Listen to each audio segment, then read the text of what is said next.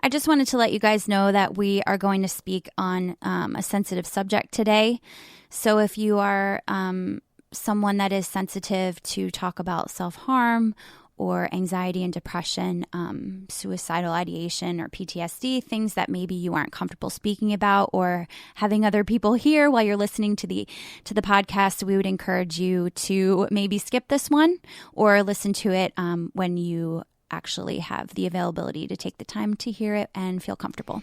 We are actually going to cut this story into 3 parts. So what you're going to hear right now is part 1 of a very powerful, moving, and sometimes sad story of Julie's daughter, Tori. So this is part 1 on the Gals podcast.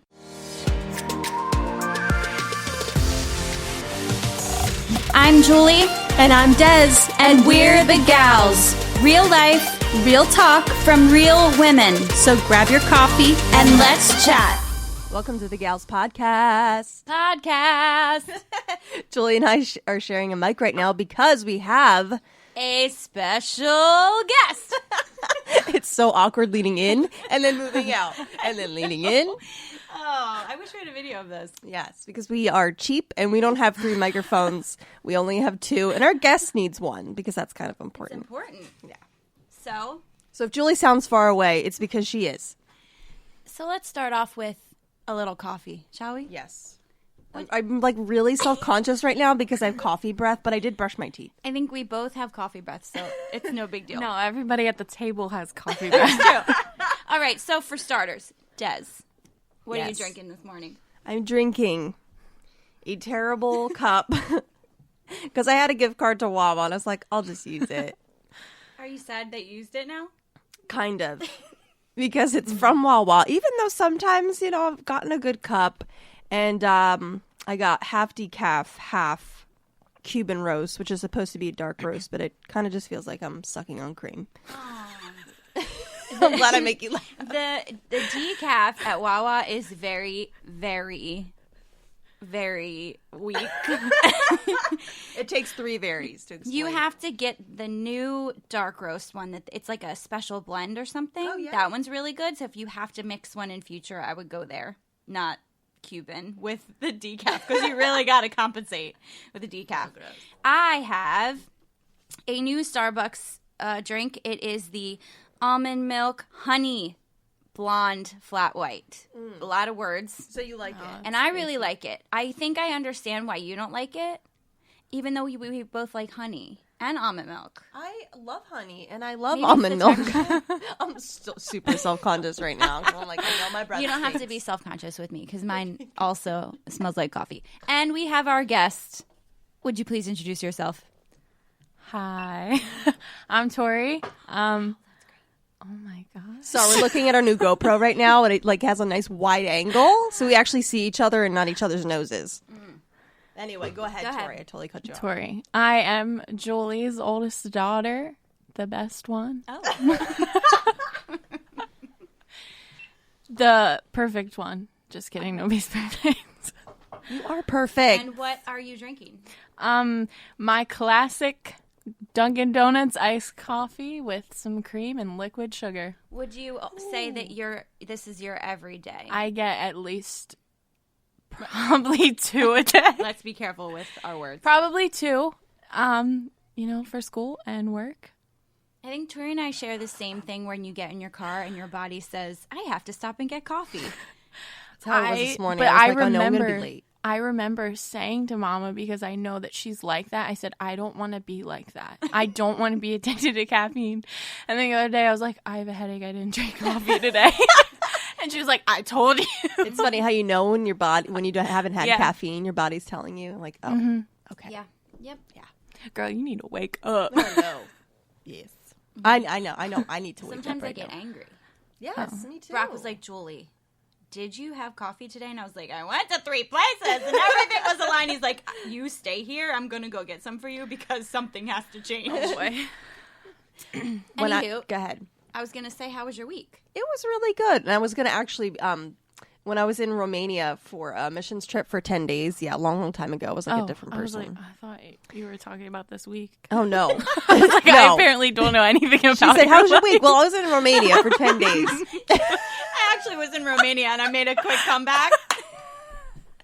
I fly back and forth. That's such a Desiree statement. Like, just what? Where? Why?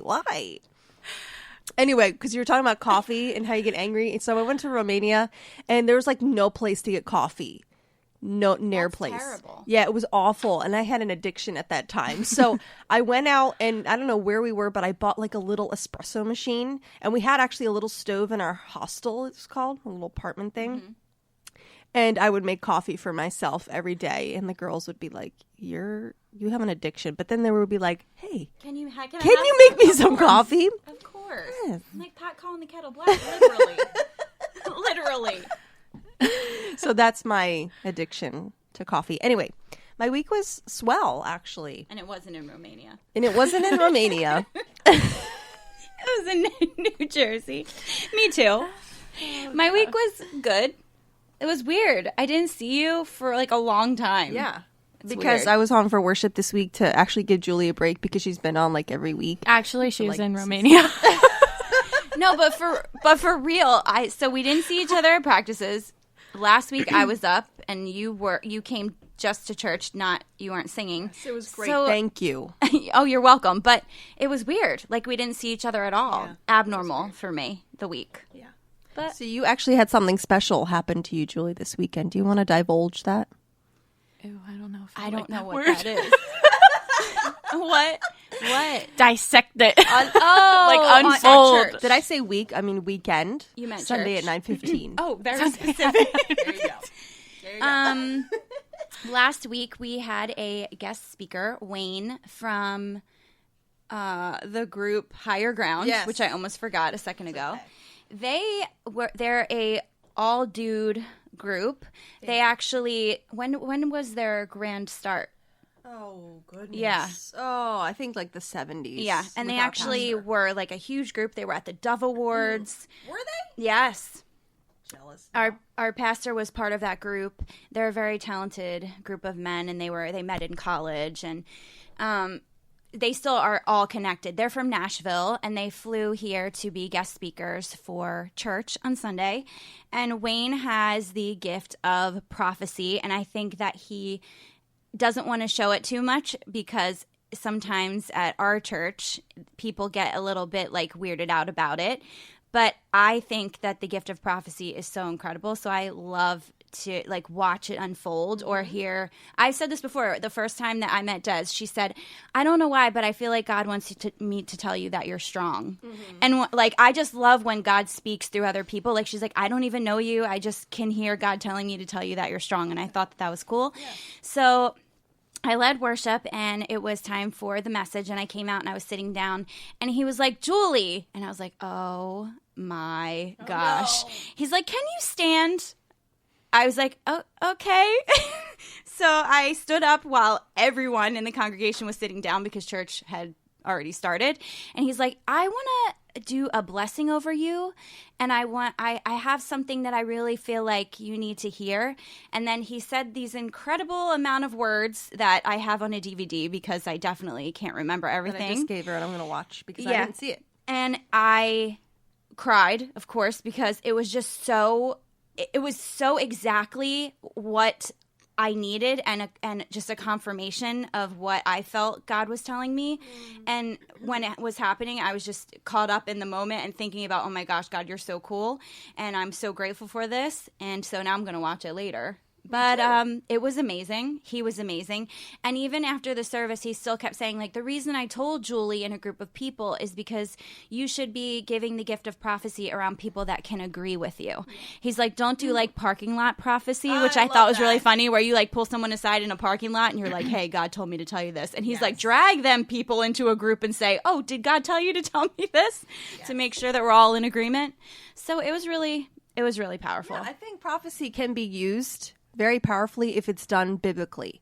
I think people take it like to the extremes and they just start saying words and whatever's coming out of their mouths or coming out of their hearts because they just, I don't know why. I guess they feel that, I don't know, maybe more money will come in. Yeah. I don't know. The gift of prophecy is obviously a spiritual gift that not everybody has. Right. And I think sometimes people use it to maybe their advantage, like not to actually give the prophecy statement and really what God's telling them to say, but really they're saying it from their own heart just to kind of either provoke the person or maybe speak out judgment that they wanted to say. So they're saying like, well, this is something that God told me to tell you, when really that's not what the gift of prophecy is. Yes, amen. And that's the bookend on that, guys. Thank you, Julie. Back to you, Tori. So the whole reason why we have Tori on here is because she has a remarkable story. Hey, I rhymed. No. I was a poet. Just kidding. I didn't know it. Well, tell us how old you are. I am 19. 19. I'm going to be 20 in February. Awesome. I'm just going to push this mic towards your mouth because you have such a beautiful voice. I also have a very loud voice. So we want you to be loud. We want you to be yourself. Be a lion. Yeah. And Tori actually has a very beautiful voice, just like Julie does, her mom. And so you're 19, and when did you start singing? When I came out the womb. She came out the womb, just came out screaming the and womb. singing at the same time with a little Probably. vibrato in Yep. there. Okay. Absolutely. Honestly, I don't remember. I mean, I grew up in a musical family, so there's always been singing and instrument playing. I guess I really developed like a love for it probably in middle school. You know, when I started listening to One Direction, but we don't talk about that. What make you beautiful? And of course, great Ariana song. Grande. Oh, She yeah. was- mhm. Have you seen her live yet? Yep, and I Sure cried. Yeah. So what about her makes you love her? So a lot of people, as soon as they think of Ariana Grande, they think of this tiny diva immediately because Yes. she can be a diva, but can't every pop star because they're pop stars and they Yes. want a private life, Yes. kind of. But she's very open. She isn't afraid to show who she is. She has one of the most incredible voices I've ever heard. Yes. It's insane. And hearing her live, I cried. Her live album just came out, and hearing that for the first time, I cried because I was like, I was there when I heard these notes. You know, she is in she's involved in a religion that I cannot remember the name of, but it's kind of like you're just nice to everybody. Like, she doesn't really believe in anything, but she's just she's very hardcore in the LGBTQ community because of her brother, and she does a lot of charity. I mean, Awesome. yeah, she's just great. I I didn't love her. know all that. Yeah. So give us, I don't know where you want to start with your story, but I'm sure obviously your mom knows you better than I do. So do you have like a question? Do you have like a question that could catapult her into her story that would be apropos? I would say, when was the beginning of feeling like you weren't enough, and what made that happen? And then you can tell your actual story, and we'll ask questions in between. Good question. I'd say probably sometime in elementary school. I know that it was probably before this, but I'd say the 5th grade. I was friends with this group of girls, and we were all very different. We're like, you know, just personality-wise, race-wise, like there was not one that was repeated. We were all very different. And obviously there were girls in the group that were closer with each other, and I didn't really have that. I was kind of like the outcast of that group.